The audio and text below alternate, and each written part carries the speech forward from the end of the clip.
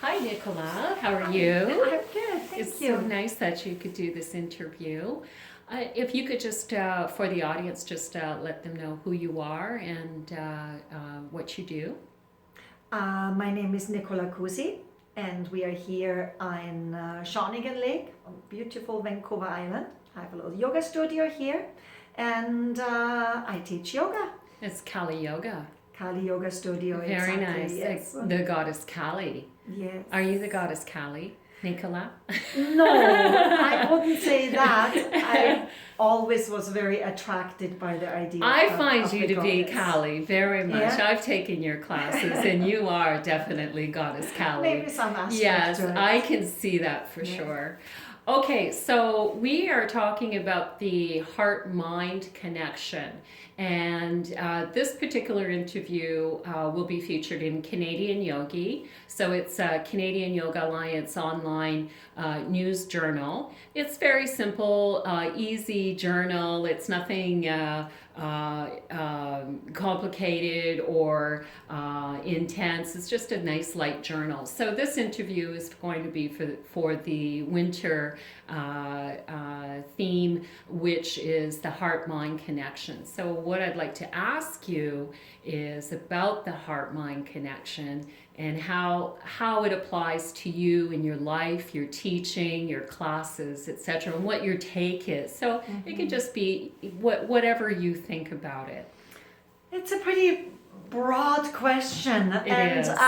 the first thing that comes to mind is that that connection is really, for me, the essence of yoga in general. Meaning, in our yoga practice, what we do is we use our physical body to get to the mind, to the heart. We use our mind to affect the heart. We use the body to affect the mind. So it all is connected, and I think that is really the essence in our yoga practice. If we stay only in the physical realm, then it is nothing more than stretches or gymnastics or acrobatics or whatever it is. Hatha yoga was born out of the Tantra tradition, and that is exactly the basic philosophy, that those two are not separate, that we can actually use our physical body to reach the mind and affect other deeper areas in our being. So I use it a lot in my yoga practice. Mm-hmm. I'm a very practical person. So for me, I have to say, yoga only makes sense if it has some kind of a practical implication in my personal life.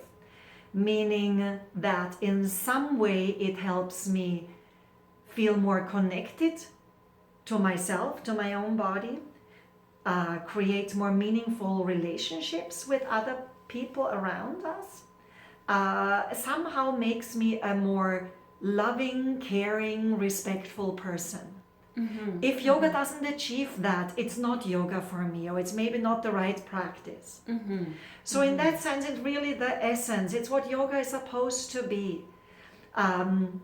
We use our body, we use mostly our breath to bring the mind right here, to find that centeredness where everything comes back in the heart. Mm-hmm. Mm-hmm. When we shed those layers and practice that mindfulness with yoga, with meditation, or whatever other practices you choose, you come to that place of stillness within the heart where we just are. It's a place of being, and that place of being is pure love. That's all there is, and that's as simple as it is. Mm-hmm. Then the mind comes in, and the mind plays tricks on us. Right. It wants to distract us, it wants to take us away. Do you find sometimes that it's difficult for when you're teaching your class with your students to get them into that heart space? When they come in and they're very cerebral from their drive or their day, how do you manage that? Mostly with the breath. That moment where we just sit still, closing the eyes to go within, And take that deep breath in, deep breath out. It's as simple as that. There isn't that much to it actually. If we would only practice that, it will naturally bring us inside. Mm-hmm. It brings us to that center, to that stillness. And that's where everything should come from. That's where our movement should come from, our actions, reactions should come from. Yes, then the mind comes in, brings in doubts. And when the mind doubts that there is anything else than love, then that brings fear. And then all kind of other things happen. Mm-hmm. Mm-hmm. So to reverse that, that's exactly what we do. To sit still, to breathe, to try to bring it back in the heart. And so that is for me really what yoga is all about. Mm-hmm. Do you do any specific postures that help your students to, other than meditation, to make that connection between heart and mind? Is there anything specific that you do? If you feel that meditation may not be the only avenue to that achievement, so through your yoga, like for example, is there any specific postures that you might do to help make that connection or that melding of the two? I don't think it's any particular specific pose. Mm-hmm. I think every single pose is coming from that heart space. Becomes a yoga pose when you bring the breath and that awareness into it. I see it a little bit, the similarity between a simple sentence and how that simple sentence becomes poetry. It's right. That intention, that meaning, that mindfulness would be put into it. And that way, any simple position we are in, a simple seated, lying down position, is not a yoga pose when we just lie down and snore. That's not Shavasana.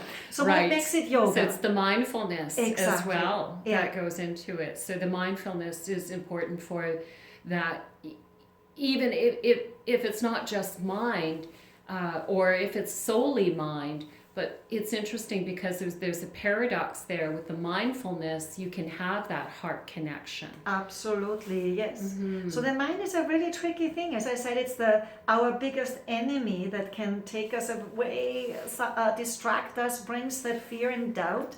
Right. But then we have that incredible mind that we can use to bring it back inside. Mm-hmm. So it really is operating in the higher chakras then. So taking from, this is the word about the new age, is that we're no longer operating in the lower chakra, the primal chakras. We're moving into that heart-centered realm and balancing the lower with the upper, more spiritual, etheric type energies. So it's a balancing of the earth energies and the spiritual energies. Absolutely. And that's why yoga is so lovely. Yes, and it always has to be together. For me, as I said, I'm by nature, a more grounded, very practical You're very person. Kali. That's just who I am. Yes. So for me, that kind of flittering up there in the fears, where it just stays with ideas or with faith, belief, I can't really do much with it. Right. As I said, it has to be practical implication. So you go back down to your base because chakra. we are earth beings. Exactly. Right. And that I think is what makes yoga such a beautiful practice. Right. I actually heard something very interesting on the radio yesterday that I didn't know. They talked about, of all things, it seems that there's nothing to do with it, but they talked about how people dealt with their excrements and throwing it out. And in the Middle Ages, they had still the belief from the old Greeks, the idea of cosmos, that there is the filthy physical being that is nothing. There's nothing good about it. It's only filthy and bad and primordial. And then they have to shed layers to get to the spiritual outer cosmos. Right. And that's why they had no problem throwing their feces everywhere, because it was kind of the filthy earth anyway. And they have to overcome that to get out there. Right. And I think Tantra brought such a big change into that, in saying, we live in this physical world, we have this physical body, there's nothing wrong with that. On the contrary, let's use it. Yes, it can be our biggest It is. downfall, but it is also our biggest tool. And we are pure energy. Exactly. And pure love. In order for the Yeah. energy to exist, we're pure love. Well, thank you very much. You're for most welcome. This Thanks very interview. much. It was lovely seeing you, and I'll be coming to your class tomorrow. Sounds good. Looking forward to it. Thank you. Thank you.